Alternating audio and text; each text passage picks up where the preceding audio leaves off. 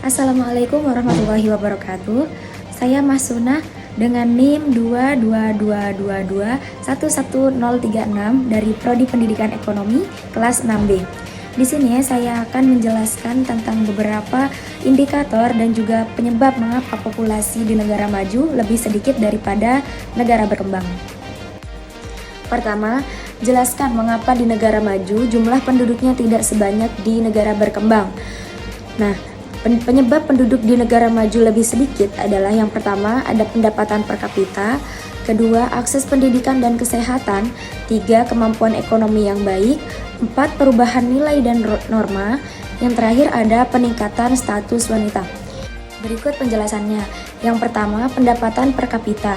Negara maju memiliki pendapatan per kapita yang lebih tinggi, sehingga masyarakat memiliki kemampuan untuk memenuhi kebutuhan hidup yang lebih baik. Jadi di negara maju ini pendapatan per kapitanya lebih tinggi, sehingga mereka dapat memenuhi kebutuhan hidupnya dengan baik. Nah, yang mana akhirnya mereka tidak perlu memiliki keturunan yang banyak yang sekiranya bisa membantu perekonomiannya di kemudian hari. Kemudian yang kedua ada akses pendidikan dan kesehatan.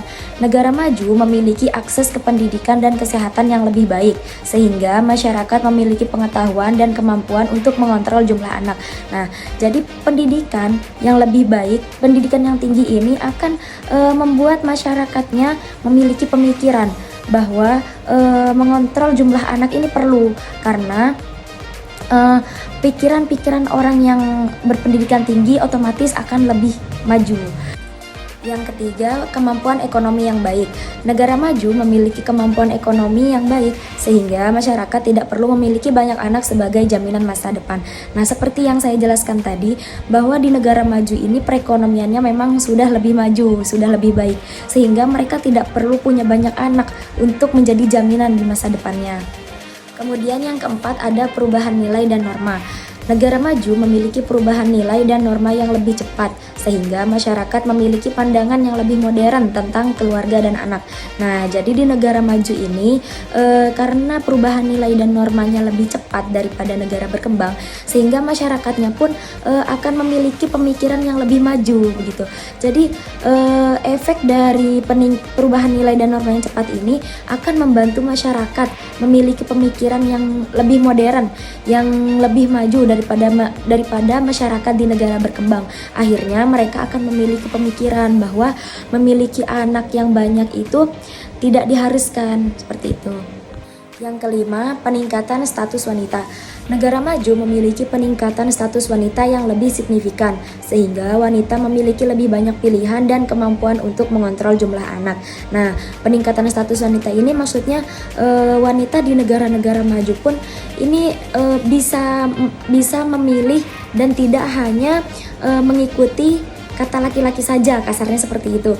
Jadi di negara-negara maju sekarang sudah banyak wanita-wanita karir yang mana mereka ini bisa memilih jumlah anak yang mereka inginkan. Maksudnya mereka bisa mengontrol, mereka nggak harus punya banyak anak, karena beberapa dari mereka mungkin ada yang fokus di karirnya, sehingga mereka hanya memfokuskan pada satu atau mungkin dua anak saja.